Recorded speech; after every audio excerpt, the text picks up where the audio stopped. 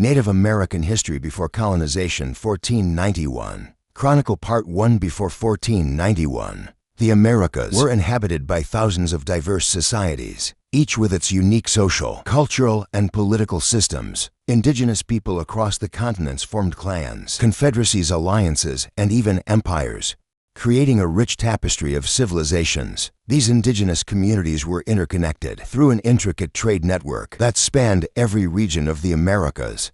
Around 900 years ago, the Haudenosaunee Confederacy was established, marking it as one of the oldest representative democracies globally. Before this union, the 5 founding Iroquois nations were trapped in a vicious cycle of retribution and intertribal warfare. There were 5 nations at war, and the oral histories vividly describe acts of fratricide and cannibalism, indicating that human relations had completely disintegrated within their own communities. This breakdown was driven by a relentless cycle of revenge. Each Iroquoian chief was involved in retaliatory actions, but it was Tadadaho, the Serpent Chief, who stood out for his extreme ruthlessness. Tadadaho was a terrifying figure, known for having live writhing snakes in his hair. His twisted mind was reflected in his gnarled body and contorted fingers, and he possessed the power to control the wind and water, causing significant harm as the internal wars continued to devastate the 5 nations. A figure known as the Peacemaker arrived in a stone canoe, bringing a vision of a society built on harmony and peace. He traveled across Iroquois territory, spreading the great law of peace. The story of the Confederacy's founding is essentially the tale of the Peacemaker, a person from a related nation who entered the Iroquois territory and formed a connection with a leader named Iowata. Iowata, once part of his nation's warrior society, had undergone a transformation in his thinking and began promoting his own vision of peace. Tadadaho, viewing this as a betrayal, had each of Iowata's daughters killed one by one. The profound grief from losing his daughters drove Iowata to leave his community and seek solitude in the forest. Iowata's story isn't just about him. It's about the bond with his daughters and how their loss shaped his actions. The pain of losing one's daughters was deeply personal, as daughters were seen as posterity, carrying the lineage forward. After meeting the Peacemaker, persuaded Iowata that they should ally to seek peace among the nations. Despite his overwhelming grief, Iowata chose to collaborate with the Peacemaker to promote an intertribal alliance among the 5 warring nations. Given the respected role of women in Iroquois society, Iowata and the Peacemaker sought the advice of the mayor of Jigensays on how to bring the great law of peace to the Iroquois people. In the Iroquois worldview, women held authority equal to men in political matters. The Peacemaker's wife, Ianwatha, was the first woman among the Iroquois people to marry the Peacemaker. The chiefs of the 4 Iroquois nations supported the Peacemaker's vision of the great law of peace. The objective wasn't to expand power, territory, or wealth, but to establish peaceful and honest coexistence. However, Tadadaho continued to resist joining the alliance, unwilling to lose his power. Then an extraordinary event occurred. A solar eclipse covered the northeastern region of North America for 4 minutes on August 31st, 1142. After this significant event, Tadadaho agreed to join the Confederacy. The Onondaga were designated as the keepers of the central fire, a role they continue to hold. The year 1142 marks the founding of the Great Peace. Tadadaho was then named the main chief of the Confederacy, symbolizing the message that even the most malevolent person could be transformed into a force for good. The first message brought by the Peacemaker was that people should treat each other kindly and regard one another as family. This teaching has had enduring power, binding generations together for centuries.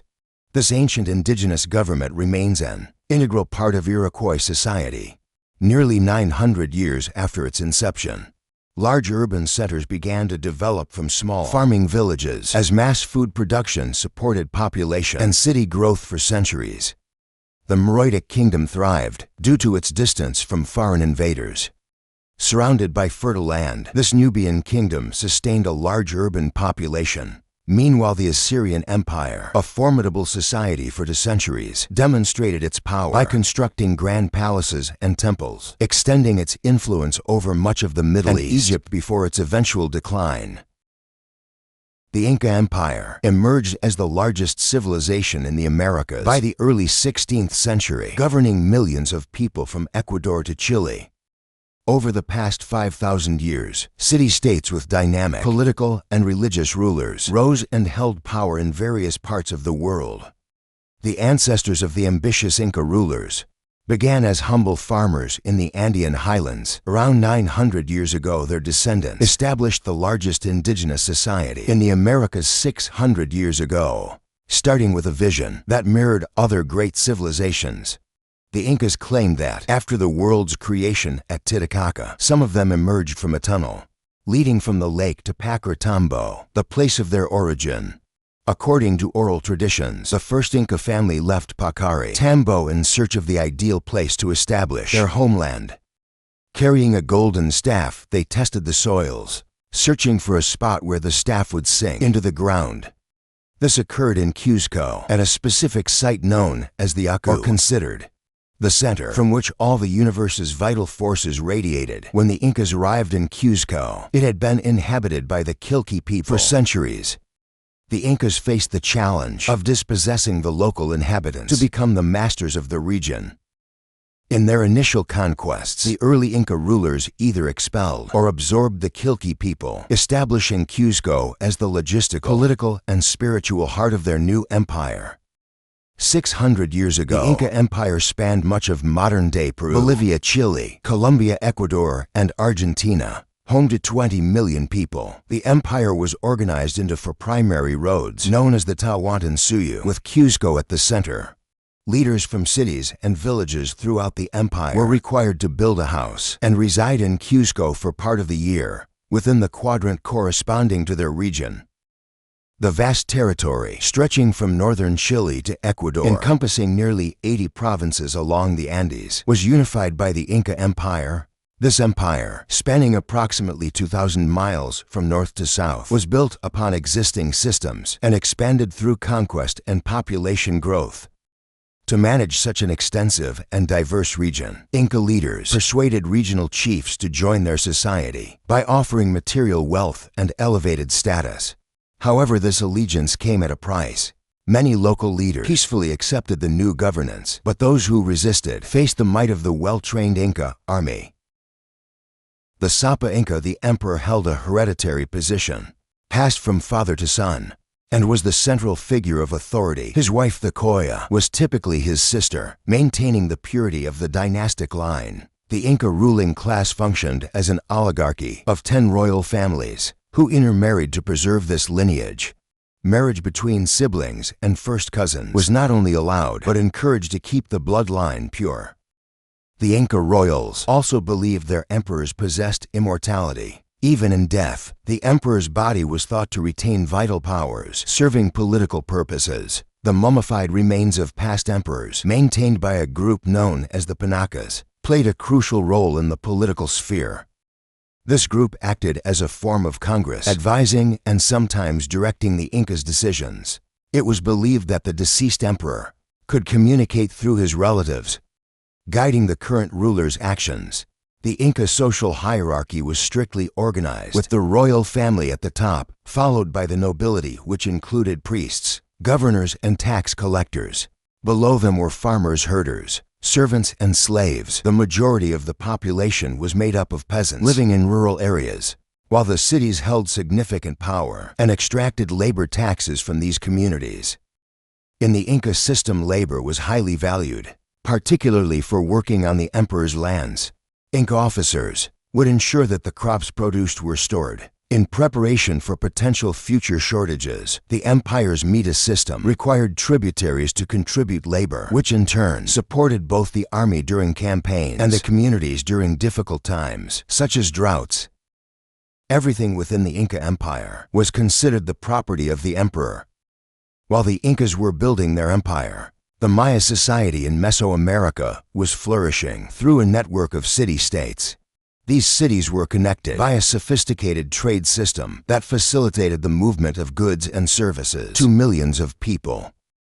The Maya imported shells from the Gulf and West Coasts, prized green obsidian from Pachuca, basalt ceramics, and turquoise from the American Southwest. These goods traveled across challenging terrains, including mountainous regions and Gulf lowlands, to reach the Maya area despite lacking draft animals. The Maya transported all goods on foot, carried by human porters in exchange.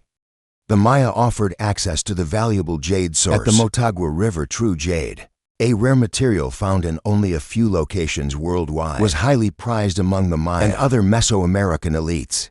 Jade was believed to be connected to the earth and ancestors, making it a significant material in rituals and a key item in the trade network.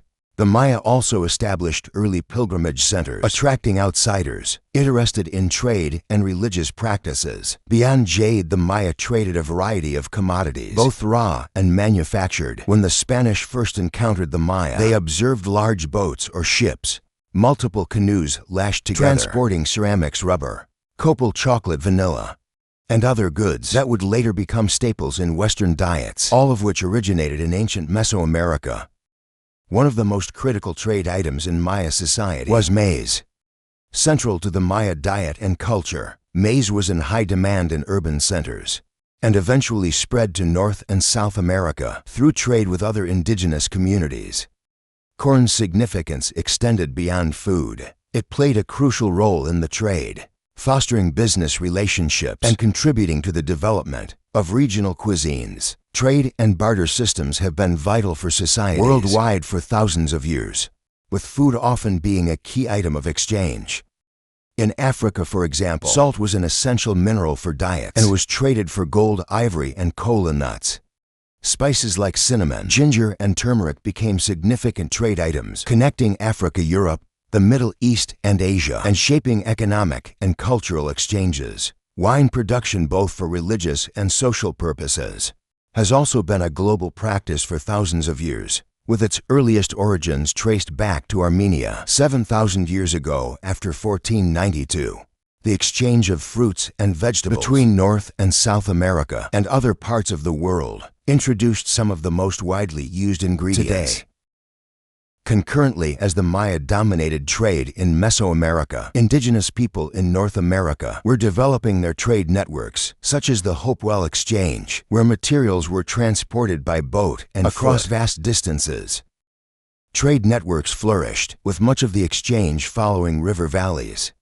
In the southeastern region, various groups engaged in extensive trading, which facilitated significant contact between different communities. Goods were exchanged from as far north as the Great Lakes, down through the Mississippi River, reaching the Louisiana area. This interconnectedness meant that these communities were not isolated, but rather well aware of each other's activities. Even over considerable distances, travelers from distant regions brought valuable raw materials to the Ohio River Valley, where local artisans transformed them into finished products.